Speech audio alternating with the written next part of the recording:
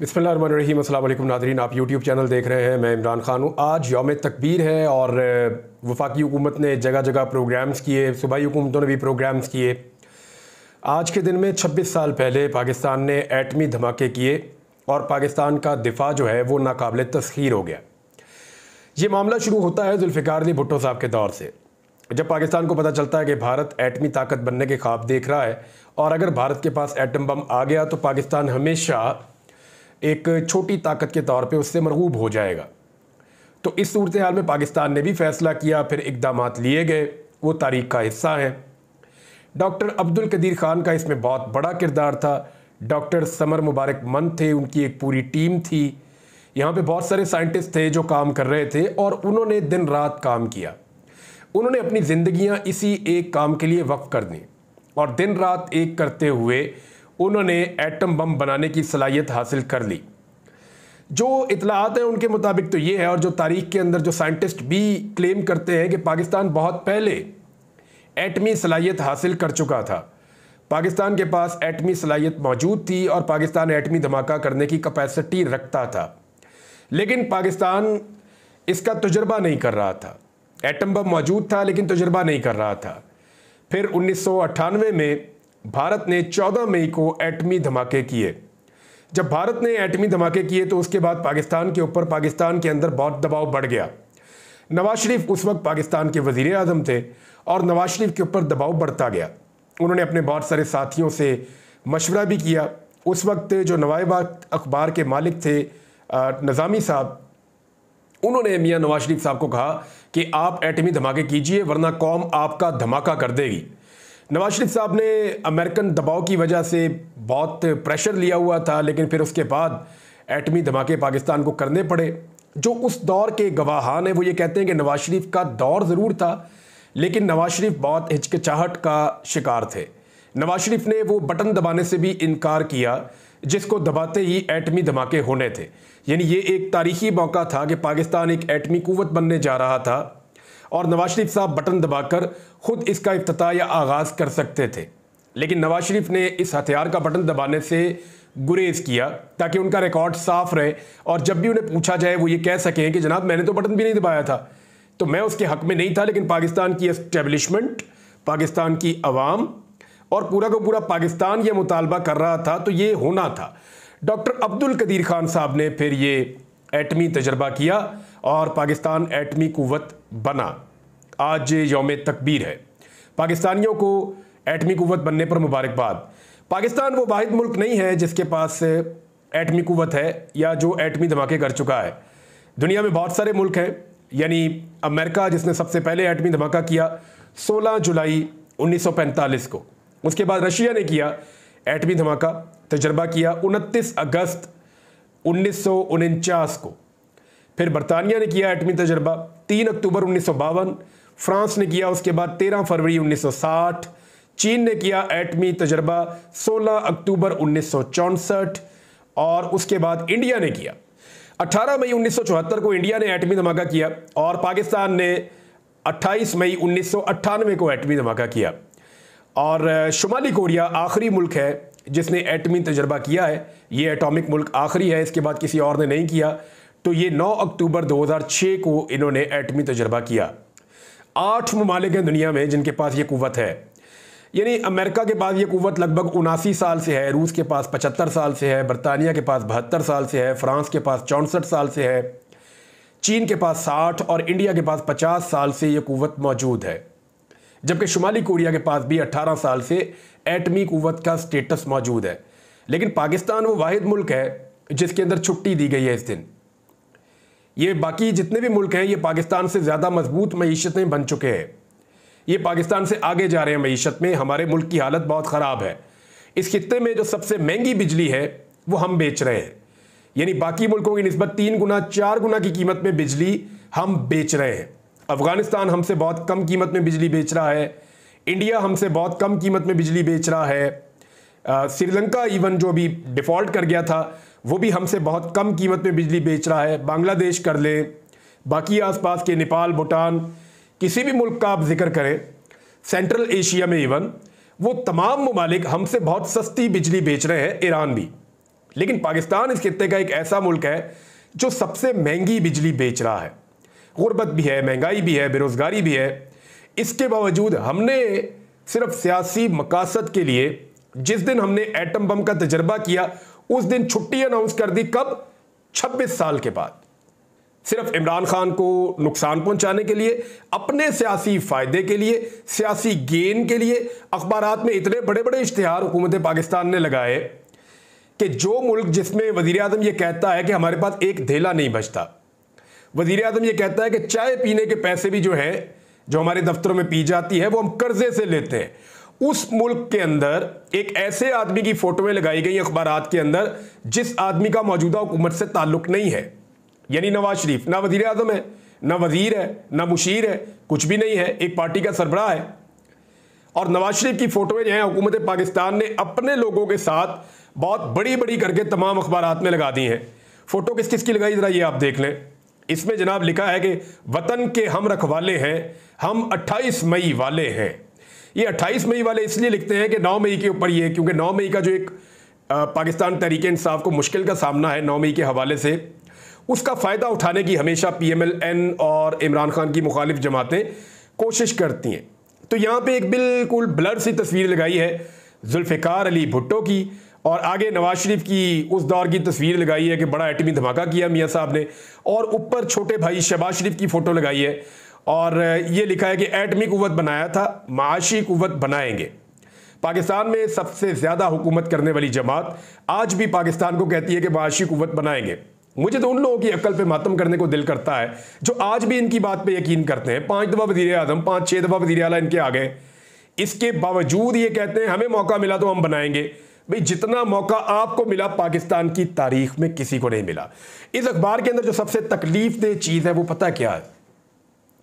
वो है कि इसके अंदर से डॉक्टर अब्दुल कदीर खान गायब है, मोहसिन पाकिस्तान। उन्हें खिताब दिया गया मोहसिन पाकिस्तान का। इंडिया में जिस शख्स ने एटम बम तैयार करने के लिए कोशिश की, डॉक्टर अब्दुल कलाम, उनको इंडिया का सदर बनाया गया था। उन्होंने अपने हीरो को इज्जत दी, मुसलमान होने के बावजूद इज्जत दी, अपने मुल्क का सदर बनाया, और आज भी उनका बहुत एहतराम करते हैं वो। और हमने अपने हीरो को कितनी इज्जत दी?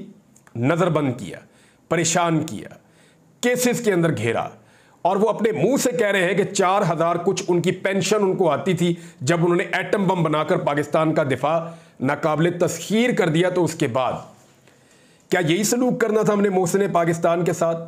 उनको सिर्फ एक टाइटल दिया गया मोहसिन पाकिस्तान।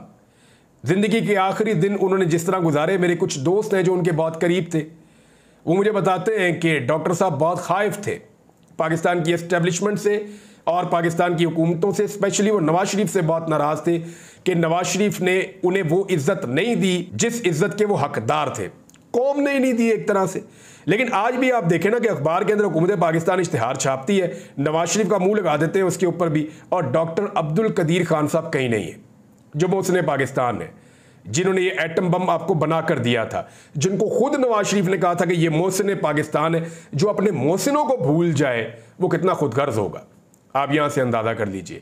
आज भी सरकारी पैसे से इश्तिहार छप रहा है और जो मोहसिन पाकिस्तान है उसकी इसके अंदर तस्वीर नहीं आ रही। अच्छा, हुकूमत की जानिब से बड़ा अजीबोगरीब काम हुआ। भाई मामला है 28 मई का, दिन है 28 मई। एक तो आपने इसलिए छुट्टी अनाउंस कर दी, सब लोग यही कह रहे हैं कि अगर करनी होती तो पहले से आप कर रहे होते। अब आपको इसलिए ख्याल आ गया और आपने छुट्टी अनाउंस कर दी क्योंकि आपने आज साइफर वाला केस नहीं लगने देना था अदालत में। आप कोशिश कर रहे थे कि इमरान खान को अंदर रखने के लिए कोई और जवाज़ और तरीक़ाकार इख्तियार किया जाए। फिर साथ ही आपने एक ऑर्डिनेंस भी जारी करवा दिया नैब से रिलेटेड, सदर पाकिस्तान जो कायम मकाम है उनकी जानिब से, यूसुफ रज़ा गिलानी, और साथ दूसरा ऑर्डिनेंस भी एक और जारी करा दिया। तो रातों रात गेम डाल दी इन्होंने कि इमरान खान अगर बाहर आए तो हमारे साथ मुज़ाकरात के नतीजे में बाहर आए, वरना ना आए।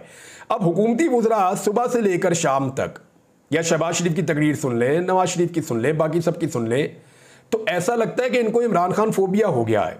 एक आदमी जेल में बैठा है, जेल के अंदर मौजूद है, और उसने इनको पागल कर दिया है, सारा का सारा टब्बर ज़हनी मरीज बनाकर रख दिया है। वो जब सोते हैं इमरान खान, जब उठते हैं इमरान खान, जब माइक के सामने आते हैं इमरान खान, कैबिनेट में बैठते हैं इमरान खान, कैबिनेट से बाहर आते हैं इमरान खान, ईवान के अंदर जाते हैं इमरान खान, मुल्क से बाहर जाते हैं इमरान खान, मुल्क के अंदर आते हैं इमरान खान। तो इमरान खान तो होगा भाई, यानी इनके आसाब के अंदर सवार है इमरान खान। शहबाज शरीफ की तकरीर मैंने सुनी तो मुझे ऐसा लगा वज़ीर आज़म ने, ये कोई डरा हुआ आदमी है जो इमरान खान से बहुत खौफजदा है और बार बार क्या कह रहे हैं 1971, आपने 1971 का नाम क्यों लिया? क्या आप पाकिस्तान तोड़ना चाहते हैं? आप शेख मुजीबुर रहमान का नाम क्यों ले रहे हैं? क्या आप पाकिस्तान के टुकड़े करना चाहते हैं? उस वक्त भी पाकिस्तान को तोड़ने की एक सोच थी, आज भी पाकिस्तान को एक तोड़ने की सोच है। भाई इमरान खान ने तो कहा ही कुछ नहीं। भाई इमरान खान तो जेल में है, उसका तो स्टेटमेंट ही नहीं आया, उसने तो एक जुमला नहीं बोला, एक लफ्ज नहीं बोला, उसने तो सिर्फ एक मशवरा दिया कौम को। मशवरा उन्होंने कौम को यह दिया कि हुमूदुर रहमान कमीशन की एक रिपोर्ट है, वो रिपोर्ट आप पढ़ लें। बस कौम को सिंपल इमरान खान ने एक मशवरा दिया कि हुमूदुर रहमान कमीशन की रिपोर्ट है, रिपोर्ट आप पढ़ लें। इसके ऊपर सबको आग लगी हुई है। भाई शेख मुजीब का नाम ले लेकर सियासत बड़े लंबे अरसे तक किसने की? नवाज शरीफ साहब ने की, और ठीक की थी। सही कह रहे थे वो, किसी को गद्दार करार नहीं देना चाहिए। नवाज शरीफ ने अपने मुंह से कहा था कि शेख मुजीब गद्दार नहीं था, शेख मुजीब पाकिस्तान के साथ रहना चाहता था, पाकिस्तान के हक में था। ये नवाज शरीफ ने कहा था। मैं नवाज शरीफ की बात से इत्तफाक करता हूं, लेकिन आज वही नवाज शरीफ और उसकी पॉलिटिकल पार्टी सिर्फ इमरान खान के ये कहने पर कि एक कमीशन की रिपोर्ट बनी हुई है, हुमूदुर रहमान कमीशन, उस रिपोर्ट को पढ़ लें पाकिस्तानी, ताकि उन्हें आइडिया हो जाए कि पाकिस्तान कैसे दो टुकड़े हुआ था, ताकि आइंदा इस तरह का रास्ता रोका जा सके। लेकिन बहुत सारे जो तबलची हैं, जो दरबारी हैं, वो बेनकाब हो गए। बहुत सारे जो पॉलिश हाथ में पकड़ के दिन रात फिरते हैं, वो बेचारे बेनकाब हो गए। अब मामला यह है कि पाकिस्तान तहरीक इंसाफ ने भी इसके ऊपर एक स्टेटमेंट जारी किया। लेकिन पहले नवाज शरीफ साहब ने क्या कहा? नवाज शरीफ साहब ने कहा कि साकिब नसार का फैसला रद्दी की टोकरी में डाल दिया गया, कौम जश्न मनाए, खुशियां मनाए, और मैं बड़ी मुश्किल से जो है दोबारा बन गया हूँ अपनी पार्टी का सदर, और आपके सामने दोबारा खड़ा हूँ। ये जो फैसला मेरे बारे में किया था कि ता हयात मैं नाअहल हो गया हूँ, तो मैंने अपने बेटे से तनख्वाह नहीं ली थी, दरारें डालने की कोशिश की गई थी, फिर उन्होंने अपनी बेटी की तारीफ़ की, अपने भाई की तारीफ़ की, अपने भतीजे की तारीफ़ की, बाहर वालों सबको वो भूल गए। फिर उन्होंने ये कहा कि जी कौम को बड़ी मुबारकबाद, मेरी बेटी को बड़ी मुबारकबाद, और एक शाहिद खाकान अब्बासी साहब का उन्होंने नाम लिया। और शाहिद खाकान अब्बासी साहब तो खुद आजकल कह रहे हैं कि ये हुकूमत जो है वो 2 नंबरी से बनी है। नवाज शरीफ साहब वो भी बात बताएं। बहरहाल ये जो नवाज शरीफ साहब हैं, इनकी सारी तकरीर साकिब नसार साहब के खिलाफ थी, और उन्होंने कहा उनका फैसला रद्दी की टोकरी में चला गया। अब मैं आपको फैक्ट बता देता हूं। नवाज शरीफ साहब को नाअहल किया गया था 62(1)(f) के तहत। नाअहल ये हुए थे इस बात में कि इन्होंने अकामा रखा हुआ था यूएई का, कि वहां पे ये मुलाजमत करते हैं। अकामा मिलता है यूएई में मुलाजमत की बुनियाद पे। उन मुल्कों में कानून मौजूद है, अगर आपने अकामा रखा हुआ है तो आपका एक अकाउंट होगा, उसके अंदर आपकी सैलरी आएगी। नवाज शरीफ साहब उसमें सैलरी लेते भी रहे और नहीं भी लेते रहे, लेकिन कानून के मुताबिक नवाज शरीफ साहब एक तनख्वाह पे काम करने वाले मुलाजिम थे उस मुल्क में, जिस बुनियाद पे उनके पास अकामा मौजूद था, जिसको उन्होंने डिक्लेयर नहीं किया। यानी वज़ीर आज़म पाकिस्तान एक और मुल्क में मुलाजमत कर रहा है और वो डिक्लेयर करके नहीं बता रहा जी मेरे पास पहले अकामा था यूएई का, और उसको डिक्लेयर भी नहीं कर रहा। तो ये मियाँ साहब के लिए एक ऐसा इशू बना जिस पे उनको नाअहल किया गया। अब इसके अंदर अगर आप गौर करें तो जो बेंच था उसमें खोसा साहब और गुलजार साहब, इन्होंने तो पहले ही कह दिया जी मियाँ साहब नाअहल बनते हैं हमारे मुताबिक। बाकी 3 जजों ने कहा जी नहीं इतनी जल्दी नाअहल ना करें, इसकी इंक्वायरी कर लेते हैं। एजाज अफजल साहब, एजाजुल एहसन साहब और अजमत सईद साहब, इन 3 मुअज़्ज़िज़ जज साहिबान ने फिर इसके ऊपर इंक्वायरी करवाई और उसके बाद नवाज शरीफ को नाअहल करार दे दिया। ये जो 5 जजेस के मैंने आपके सामने नाम लिए, इनमें तो साकिब नसार साहब है ही नहीं, वो तो इसमें मौजूद ही नहीं है। तो साकिब नसार साहब का फैसला कौन सा रद्दी की टोकरी में गया जनाब। और दूसरी बात यह है कि नवाज शरीफ साहब, आप NRO 2 के आने के बाद, यानी जब आपके भाई की यहां पे हुकूमत बन गई, तो नैब ने आपके लिए गुंजाइश निकाली, कादी फायद ईसा साहब फिर बन गए चीफ जस्टिस ऑफ पाकिस्तान, आपके लिए गुंजाइश पैदा होती गई। नैब ने आपके लिए गुंजाइश निकाली और आपके केसेस जो हैं, वो जो करप्शन वाले हैं और वो दीगर मामलात हैं, नाजायज जायदाद बनाने वाले जो मामलात हैं, वो NRO 2 के बाद आपके मामलात खत्म हुए मियां नवाज शरीफ साहब। जब तक NRO 2 नहीं आया, नाजायज जायदाद वाला केस आपका चल रहा था। वो आपका NRO 2 आने के बाद जब सारा माहौल बन गया, तो उसके बाद वो केस नैब ने खत्म किया, वो खुद ही पीछे हट गए। अब आ जाए नाअहली वाले मामले पे। नवाज शरीफ साहब को ताहयात नाअहल किया गया था। इसमें उन्होंने एक नज़रसानी की अपील की थी, वो अपील भी खारिज हो गई थी। और ताहयात नाअहली बरकरार रखी गई थी उमर अता बंदयाल साहब के दौर में। अब उसके बाद यह हुआ कि एक और केस में, जो नवाज शरीफ का नहीं था, एक और केस में बाद में अदालत ने यह फैसला किया जो नाअहली है वो ताहयात नहीं, वो 5 साल होनी चाहिए, तो टेक्निकल रीजंस थी। तो उसका फायदा नवाज शरीफ को भी हुआ और उसका फायदा जहांगीर तरीन को भी हुआ। तो नवाज शरीफ साहब, आपका फैसला वो आज भी मौजूद है।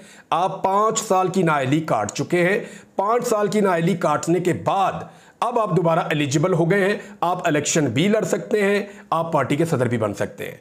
तो वो जो फैसला था 5 जजेस का, वो रद्दी की टोकरी में नहीं गया, उसके ऊपर इंप्लीमेंट हुआ और उस फैसले के मुताबिक आप 5 साल तक नाअहल रहे। बाद में अदालत ने फैसला किया जी कि ताहयात ना करें, 5 साल कर दें। तो आपको नए फैसले में एक रिलीफ मिला है। वो भी फैसला किसी और के ऊपर था, लेकिन आपको उसका फायदा पहुंच गया। जहांगीर तरीन साहब को भी उसका फायदा पहुंच गया। तो ये है वो हकायक। और साकिब निसार साहब को तो चाहिए कि छोड़े खौफ और डर को, निकल के जाके डेफेमेशन का केस करें।